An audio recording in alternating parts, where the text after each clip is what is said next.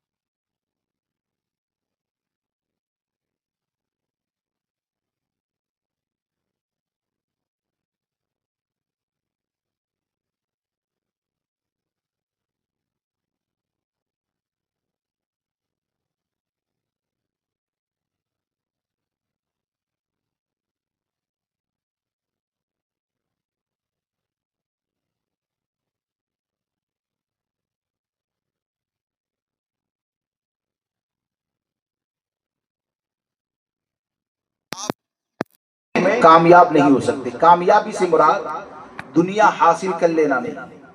کامیابی سے مراد یہ کہ وہ فیلڈ تمہاری آخرت کو برباد نہ کرے.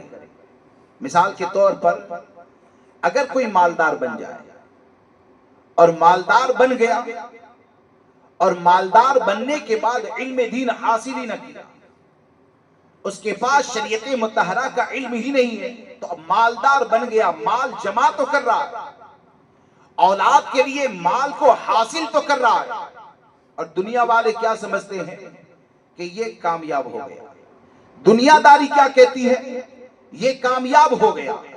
لیکن یہ کہ ہم کو اسلام نے جو نظریہ عطا فرمایا کہ وہ مال جو اللہ تبارک و تعالیٰ نے عطا فرمایا ہے, اس مال کا معاملہ اگر ایسا رہا کہ اس مال کا جو حق ہوتا ہے یعنی زکوٰۃ کا ادا کرنا, اگر زکوٰۃ کو ادا نہ کیا جائے تو مالدار کو دنیا میں کتنا بھی کامیاب کہا جاتا ہے, لیکن حقیقت یہ ہے کہ وہ مالدار جو اپنے مال کا حق ادا نہ کریں, کل میدان محشر میں اسی مال کو اس کے لیے عذاب کا ذریعہ بنا دیا جائے گا.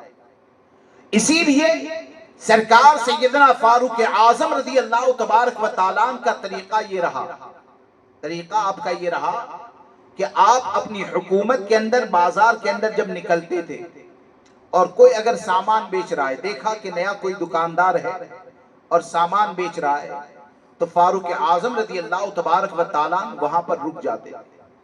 رکنے کے بعد اس سامان کو کیسے بیچنا جائز ہے, اس سامان کو کیسے بیچنا ناجائز ہے, اس کو کیسے بیچو گے تو حلال ہوگا, کیسے بیچو گے تو ناجائز ہوگا, یہ تمام مسائل کے بارے میں فاروق اعظم سوال کرتے.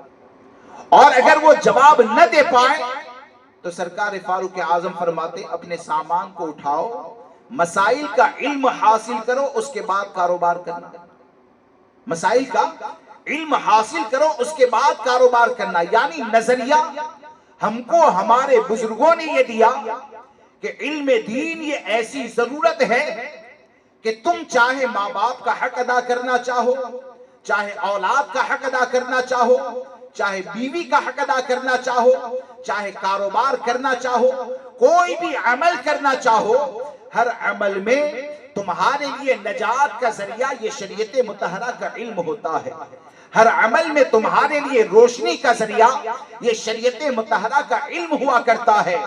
لیکن افسوس کا مقام یہ ہے کہ آج مسلمانوں کے حالات یہ اتنے زیادہ ابتر ہو گئے کہ آپ دیکھیں کہ آپ اگر تربیت اولاد کی تربیت کے حوالے سے سوچیں گے تو اولاد کی تربیت میں آپ پھر سے واپس آئیے کہ آج جو خطرے پائے جاتے ہیں ہمارے ایمان اور عقیدے کی حفاظت کے, تو ظاہر سی بات ہے کہ اگر ایمان نہیں بچے گا تو کوئی بھی عمل کام آنے والا نہیں.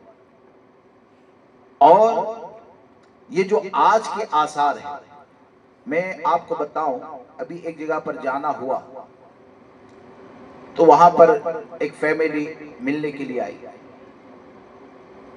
کتنے بڑے افسوس کا مقام ہے. نوجوان سے میں نے سوال کیا داڑھی کیوں نہیں رکھتے, تو وہ نوجوان یہ کہتا ہے کہ ماں داڑھی رکھنے نہیں دیتی, ماں یہ داڑھی رکھنے نہیں دیتی.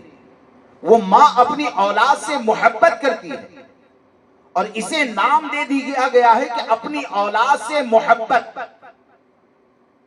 سمجھایا, خیر اس کا معاملہ ہو گیا, اللہ اسے توفیق استقامت عطا فرمائے. پھر 6 یا 7 سال کی بچی, اس بچی کے بارے میں نے پوچھا کون سی اسکول میں جاتی ہے, بولے کہ فلاں اسکول میں جاتی ہے. میں نے پوچھا کہ یہ نعرے لگوائے جاتے ہیں, بولے کہ ہاں لگوائے جاتے ہیں.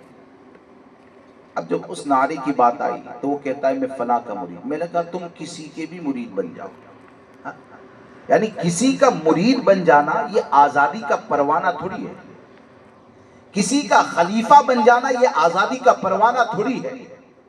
ارے جو نبی اکرم صلی اللہ تعالیٰ علیہ وسلم کا کلمہ پڑھتا ہے, اسلام میں داخل ہوتا ہے, لیکن ضروریات دین کا انکار کرے گا تو کافر ہو جائے گا.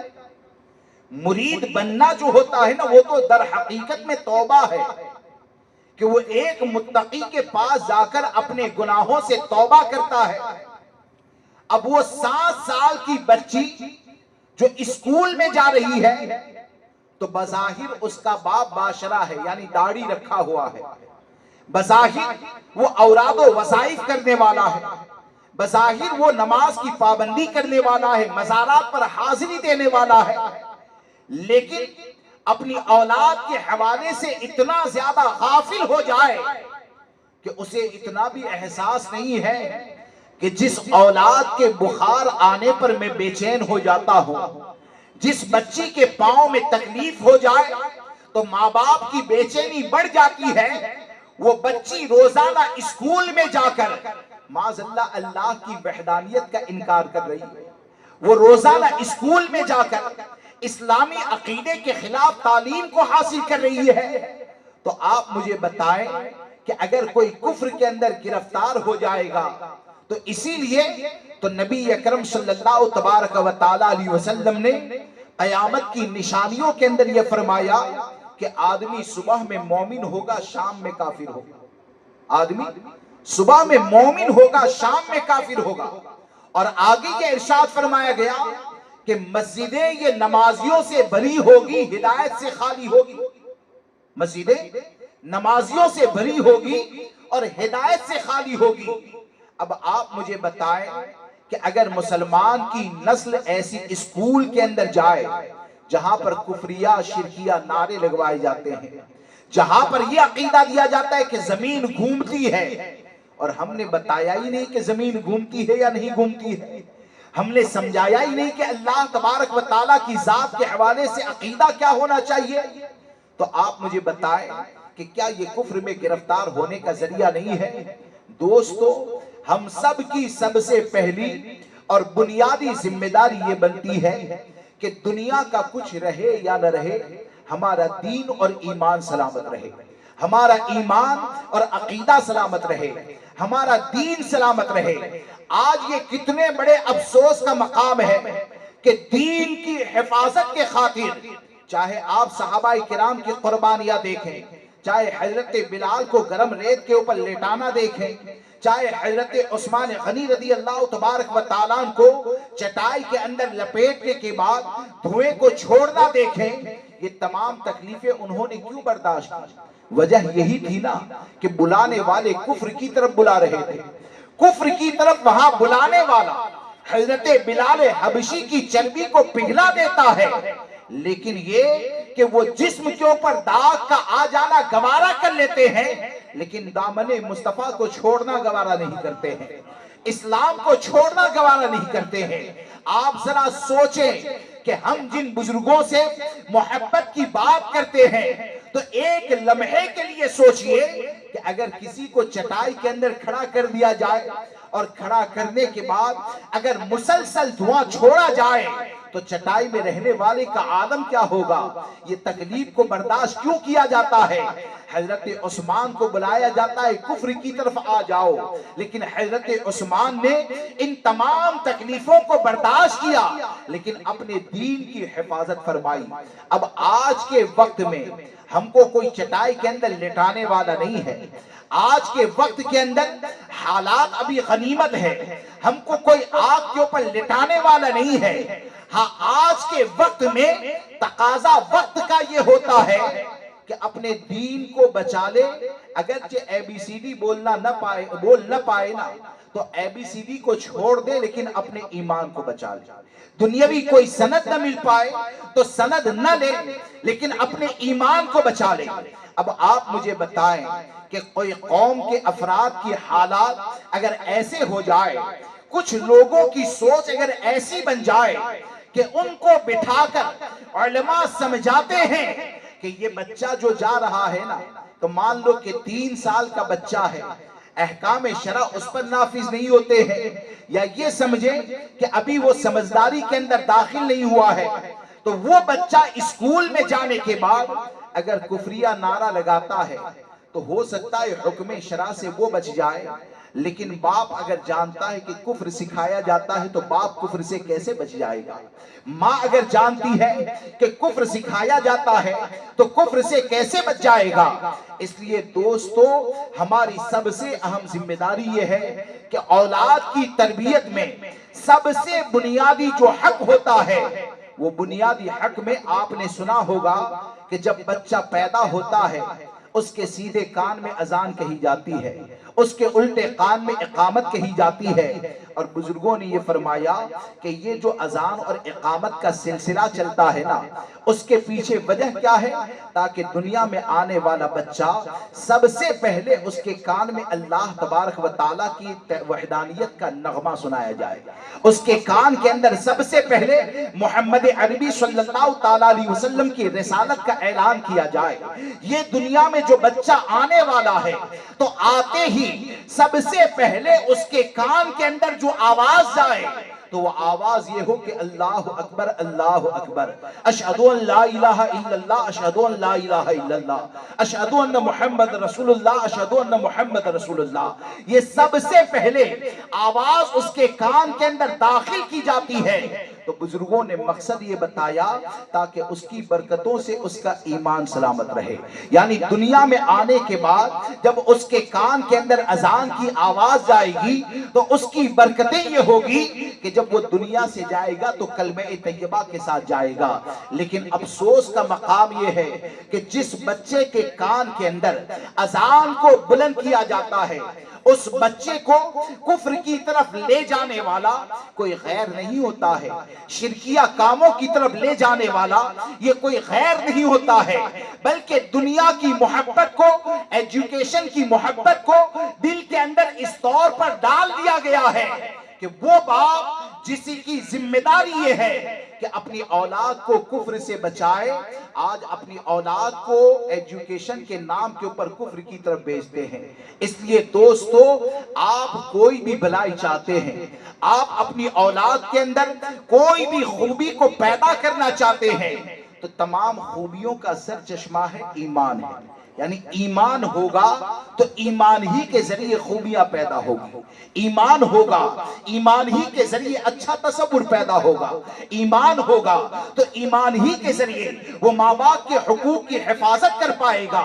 اس لیے ہم کو دینی علم کی ضرورت ہے، دینی سمجھ کی ضرورت ہے، اور ہم کو یہ سمجھنا چاہیے کہ یہ جو آج کے ماحول کی آپ ویرانی کو ختم کرنا چاہتے ہیں تو اس ویرانی کو ختم کرنے کا جو راستہ ہے، اس راستے کے حوالے سے نبی اکرم صلی اللہ تبارک و تعالی علیہ وسلم نے ایک مقام کے اوپر نشاندہی فرمائی کہ آپ نے یہ فرمایا، درود پاک پڑھ لیجئے، اللہم صلی علی سیدنا و مولانا محمد معدن الجود والکرم وآلہ وآصحابہ وبارک وسلم صلاة و سلام علیک یا سیدی یا رسول اللہ صلی اللہ تبارک و تعالی علیہ وسلم۔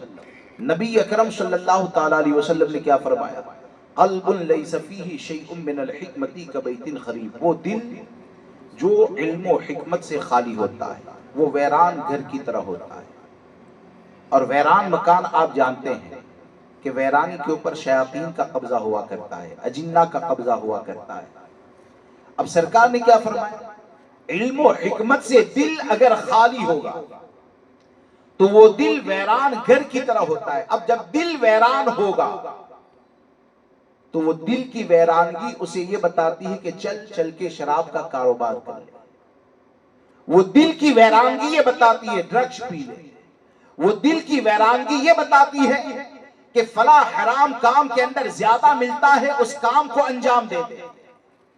اب یہ دل کی جو ویرانگی ہے اور معاشرے کے اندر جو برائیاں پائی جاتی ہے، اس برائیوں کو ختم کرنے کا نسخہ کیا ہے؟ تو سرکار صلی اللہ تعالی علیہ وسلم نے فرمایا فَتَعَلَّمُوا وَعَلِّمُوا وَتَفَقَّهُوا وَلَا تَمُوتُ جُهَالًا، علم دین سیکھو، علم دین سکھاؤ اور اپنے اندر دین کی سمجھ پیدا کرو، اپنے اندر دین کی سمجھ پیدا کرو، جہالت کی موت مت مرو۔ ان اللہ لا یعذر عن الجہل، کیونکہ اللہ تبارک و تعالی یہ جہالت کے عذر کو قبول نہیں فرمائے گا۔ اب جب سرکار صلی اللہ تبارک و تعالی علیہ وسلم نے یہ فرما دیا کہ دلوں کی ویرانگی کو دور کرنے کا ذریعہ یہ علم دین ہے. تو دل کی ویرانگی کو اگر دور کرنا ہے، اپنی اولاد کو اگر نیک بنانا ہے، اپنی اولاد کو یہ سمجھانا ہے گناہ کا نقصان کیا ہے، تو وہ سمجھ کب پائے گی؟ جب اس کے دل کے اندر اس کا دل قرآن کے علم سے روشن ہوگا، اس کا دل حدیث مبارکہ کے علم سے روشن ہوگا.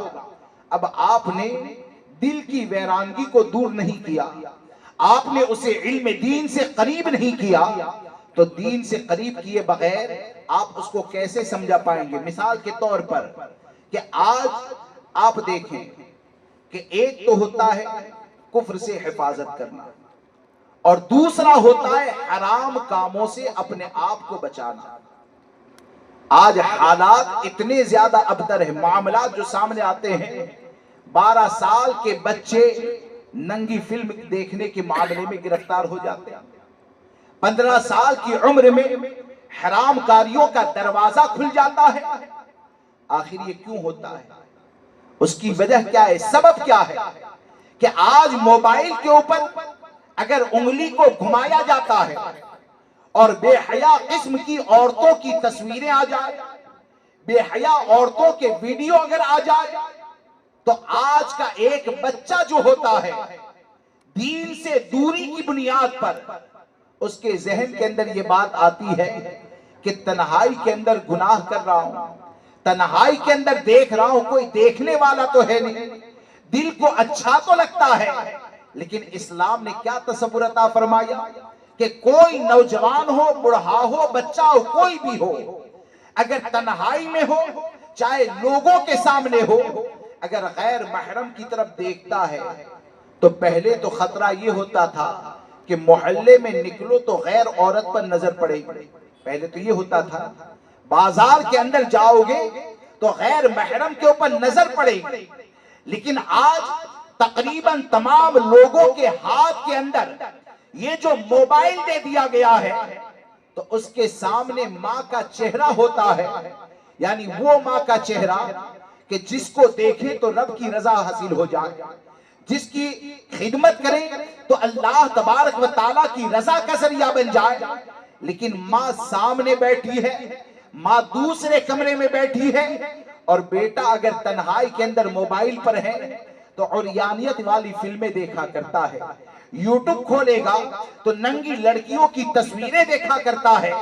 آپ نے کبھی سوچا کہ آپ اگر تنہائی کے اندر یہ عمل کریں گے، اگر غیر عورت کو دیکھیں گے، تو آج کا دور یہ تو ایسا پرفتن دور ہے کہ اگر آپ نے عورتوں کو دیکھا تو اس کے حوالے سے نبی اکرم صلی اللہ تعالیٰ علیہ وسلم نے جو فرمایا کہ حدیث پاک کا خلاصہ کہ جب کوئی بندہ غیر محرم کی طرف اپنی نظر کو اٹھاتا ہے تو یہ غیر محرم کو دیکھنا شیطان کے زہر بجائے ہوئے تیروں میں سے ایک تیر ہے. کیا فرمایا؟ شیطان کے زہر بجائے ہوئے تیروں میں سے ایک تیر. پہلے جب جنگ ہوتی تھی نا تو دشمن کے اوپر حملہ کیا جاتا تھا تیر کے ذریعے، اور کبھی حملہ کیا جاتا تھا تو تیر کو زہر میں بھگو دیا جاتا تھا، اور جب زہر والا تیر ہو جائے اس کے بعد حملہ کیا جاتا تھا تو تیر کا زخم یہ الگ ہوتا تھا، اور اس زخم کے اندر زہر یہ الگ سے اثر کیا کرتا تھا، یعنی موت کا جلدی سے ذریعہ ہوا کرتا تھا. اب ہمارے آقا صلی اللہ تعالیٰ علیہ وسلم نے کیا فرمایا؟ یہ جو حرام چیزوں کی طرف نظر کرنا ہے وہ شیطان کا صرف تیر نہیں ہے، بلکہ ایسا تیر ہے جس کو شیطان کی طرف سے زہر میں بجھا کر مارا جاتا ہے. اب آج کا نوجوان طبقہ اگر شیطان کے زہر سے بجھائے ہوئے تیروں میں سے اگر کسی تیر میں گرفتار ہو جاتا ہے تو وہ یہ سوچتا ہے کہ میرے دل کو سکون ملتا ہے.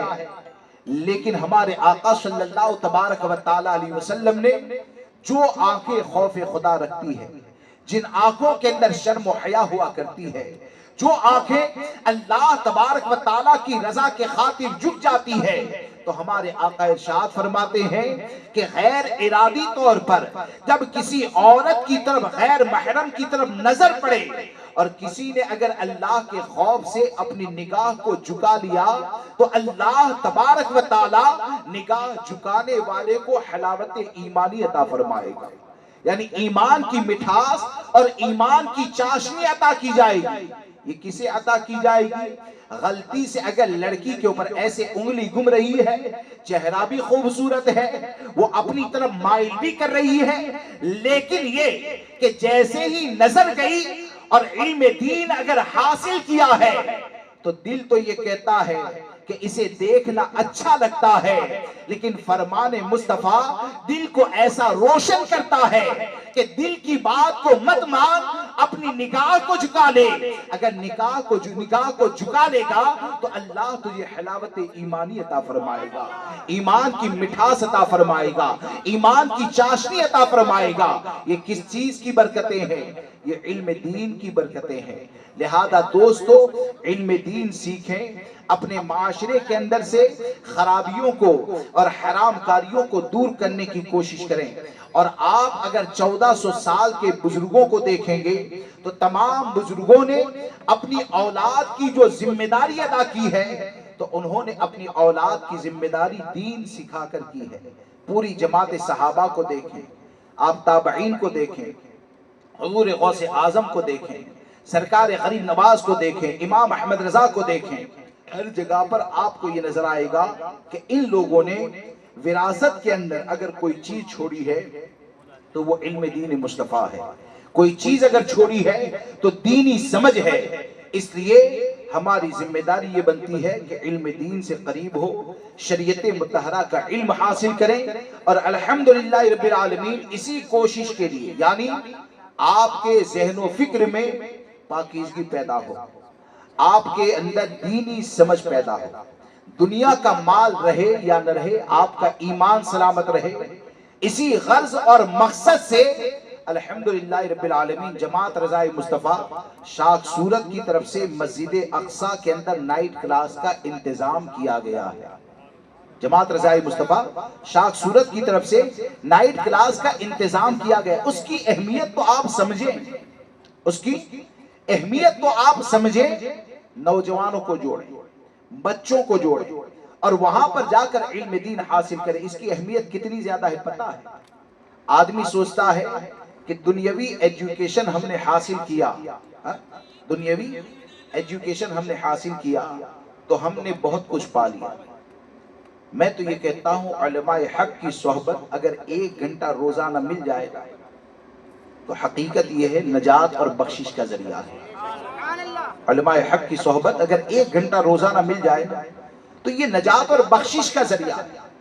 آپ نے دنیا کا ایجوکیشن حاصل کیا تو وہ دنیا کے ایجوکیشن کے ذریعے مثال کے طور پر آپ نے مال کو جمع کر لیا، اور آپ اگر جماعت رضائے مصطفیٰ سے جڑتے ہیں، آپ اگر علماء حق سے جڑتے ہیں، آپ اگر نائٹ کلاس کے اندر جاتے ہیں، 1 گھنٹہ اگر آپ بیٹھیں تو آپ چاہے مالدار ہیں، آپ چاہے غریب ہیں، آپ کسی بھی برادری، کسی بھی علاقے سے تعلق رکھنے والے ہیں، میں صرف آپ کو سمجھانے کے لیے عرض کرتا ہوں کہ ایک نوجوان جب جماعت رضائے مصطفیٰ سے قریب ہوا تو وہ مال والا ہے، لیکن مالدار تو ہے، لیکن مالدار ہونے کے بعد وہ داڑھی مڈواتا ہے۔ لیکن نائٹ کلاس میں جب آنے لگا تو وہاں پر علماء نے اس کو تصور یہ دیا کہ یہ مال جو ہے نا وہ بھی اللہ کی عطا کردہ نعمت ہے، اس مال کا 1 روپیے کا حساب تجھے اللہ تبارک و تعالیٰ کی بارگاہ میں دینا ہے۔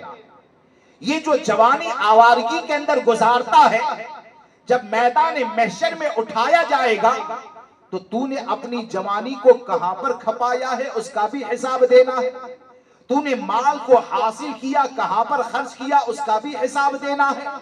اب آپ علماء کی صحبت میں آ کر، آپ نائٹ کلاس میں آنے کے بعد آپ نے یہ جان لیا کہ میں مالدار تو ہو گیا، لیکن اللہ نے مجھے مال تو دیا ہے، لیکن اللہ کے عطا کردہ مال کو میں اس کے محبوب کی سنت کو مٹانے کے اوپر خرچ کرتا ہوں۔ تو علماء کی صحبت میں رہ کر اگر آپ کے دل کے اندر احساس پیدا ہو گیا کہ اس مال سے गुनाह नहीं करना है, इस माल से हराम काम नहीं करना है। इस माल को जो तकसीम करने वाली जात इमामुल अंबिया सल्लल्लाहु तबारक व तआला अलैहि वसल्लम की है, जब उन्होंने तकसीम किया है तो इस माल के जरिए सुन्नतों को मिटाना नहीं है बल्कि सुन्नतों को फैलाना है। तो यकीन जाने कि आप एक हफ्ता अगर जाते हैं और एक दिन में भी ये तसव्वुर पैदा हो गया तो इंशाअल्लाह वही लम्हात आपके लिए जन्नत में जाने का जरिया बना दिए जाएंगे, वही लम्हात आपके लिए नजात और बख्शिश का जरिया बना दिए जाएंगे। लिहाजा दोस्तों, औलाद की तरबियत में और तमाम चीजों के नुकसान से बचने के लिए बुनियाद जो है वो ये है कि इल्म दीन सीखें। आप नाइट क्लास के अंदर जाएं, कुरान का इल्म सीखें। आज ये कितने बड़े अफसोस का मकाम है कि एक तो ये कि हजारों लोग नमाजों को अदा नहीं करते और फिर हजारों अदा करने वाले तो हैं, हजारों अदा करने वाले तो हैं, लेकिन अदा कैसे करना है उसके बारे में नहीं जानते। अदा कैसे करना है उसके बारे में नहीं जानते।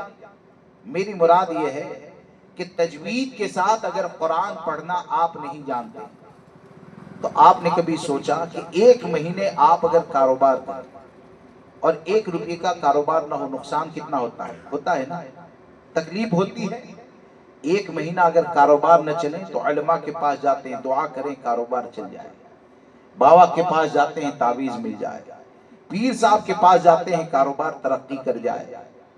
तो 1 महीने अगर कारोबार न चले तो आपको तकलीफ का ये एहसास होता है। आप सोचे कि 50 साल तक अगर बगैर मखारिज के कुरान की तिलावत करते रहे, 60 साल तक बगैर तजवीद के आप कुरान पढ़ते रहे, तो नमाज ये तो ऐसी इबादत है कि नमाज के बारे में तो कुरान में अल्लाह तबारक व तआला ने फरमाया वल्लज़ीना हुम अला सलातिहिम युहाफिज़ून, वो लोग जो नमाजों की हिफाजत करते हैं, उलाइका हुमुल वारिसून, यही लोग वारिस है किस चीज के? अल्लज़ीना यरिसूनल फिरदौस हुम फिहा खालिदून। अल्लाह तबारक व तआला नमाजों की हिफाजत करने वाले को विरासत में जन्नतुल फिरदौस अता फरमाएगा, विरासत में जन्नतुल फिरदौस अता फरमाएगा जिसमें हमेशा के लिए रहना है। अब आप जरा गौर करें कि जिस माल के जरिए आपको मकान बनाना है, जिस माल का मकसद दुनिया में यह है कि औलाद को बेहतर लिबास पहनाना है, जिस माल का मकसद दुनिया में यह है कि इसके जरिए अपने अहलो अयाल की परवरिश करनी है, वो कारोबार अगर 1 महीना न चल पाए तो आपको अफसोस होता है, आपका चेहरा उतर जाता है। तो आप 5 वक्त नमाज के लिए जाते हैं तो मस्जिद के अंदर 5 वक्त नमाज के लिए जाना ये तो ऐसा अमल है कि कुरान ने ऐलान किया कि इस इबादत की अगर हिफाजत करोगे तो इसके बदले में विरासत में अल्लाह जन्नत अता फरमाएगा, विरासत में अल्लाह जन्नत अता फरमाएगा। तो आप जरा सोचें कि वो इबादत कि जो इबादत की अगर हिफाजत की जाए तो विरासत में जन्नतुल फिरदौस अता की जाए, तो जब जन्नतुल फिरदौस में दाखिल होना है तो उस नमाज की हिफाजत कैसे करनी है? सहाबाए किराम ने, अहले बैत ने, औलिया किराम ने, उलमा ने उस नमाज की अगर हिफाजत की है तो तजवीद के साथ कुरान की तिलावत करके हिफाजत की है।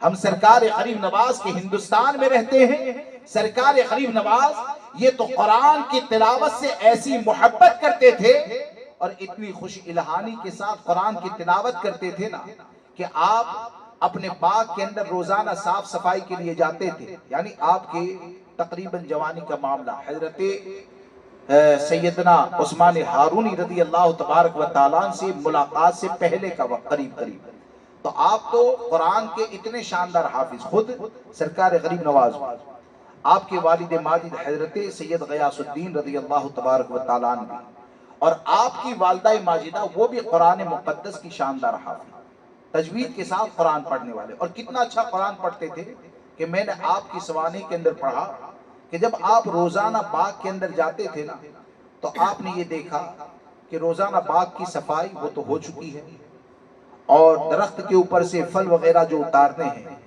وہ بھی نیچے آ چکے ہیں، اور کسی نے ایک جگہ پر اس کو جمع بھی کر دیا ہے۔ تو روزانہ جب آپ نے یہ دیکھا نا تو آپ پھر کیا کرتے تھے؟ باغ کے اندر چکر لگاتے اور بلند آواز سے قرآن کی تلاوت کرتے۔ جب آپ نے دیکھا کہ یہ تو روزانہ کا معمول ہے کہ کوئی صفائی بھی کر لیتا ہے، پھل کو بھی جمع کر دیتا ہے، تو آپ نے ایک رات میں نگرانی کی۔ تو نگرانی کرنے لگے تو آپ نے دیکھا کہ جھاڑو چل رہی ہے لیکن چلانے والا نظر نہیں آ رہا۔ جھاڑو چل رہی ہے، چلانے والا نظر نہیں آ رہا۔ جب آپ نے یہ دیکھا پھل گر رہے ہیں، ایک جگہ پر جمع ہو رہے ہیں، نظر کوئی نہیں آ رہا، تو آپ نے کہا جب تم میرے مدد کرنے والے ہو تو پھر دوست سے پردے کی کیا ضرورت ہے؟ بے پردہ ہی سامنے آ جاؤ۔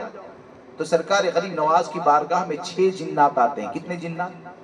6 جنات آتے ہیں، اور وہ جنات یہ کہتے ہیں کہ حضرت یہ آپ کی مدد نہیں ہے بلکہ آپ تو ہمارے استاذ ہیں، تو شاگرد استاذ کی خدمت کرے وہ مدد نہیں ہے۔ بلکہ استاذ کیسے؟ بولے کہ حضرت جب آپ روزانہ باغ کے اندر چکر لگاتے ہیں اور قرآن کی تلاوت کرتے ہیں نا، تو اتنی خوش الہانی کے ساتھ قرآن کی تلاوت کرتے ہیں کہ آپ کی تلاوت کو سن کر ہم اپنی غلطیوں کو سدھار لیا کرتے ہیں۔ آپ کی تلاوت کو سن کر ہم اپنی غلطیوں کو سدھار لیا کرتے ہیں۔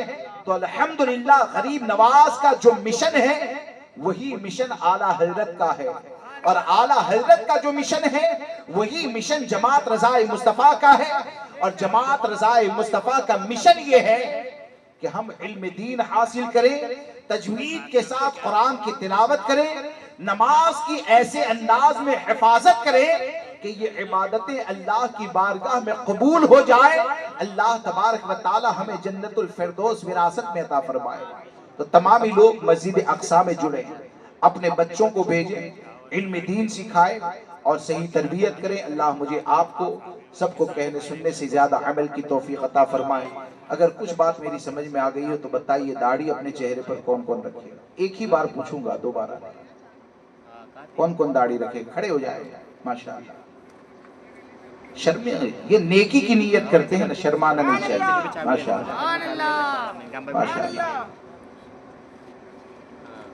اللہ تبارک و تعالی ہم سب کو سرکار غریب نواز کا صدقہ عطا فرمائے۔ بولنے میں جانے انجانے کوئی غلطی ہو گئی ہو آپ سب کو گواہ بنا کر توبہ کرتا ہوں۔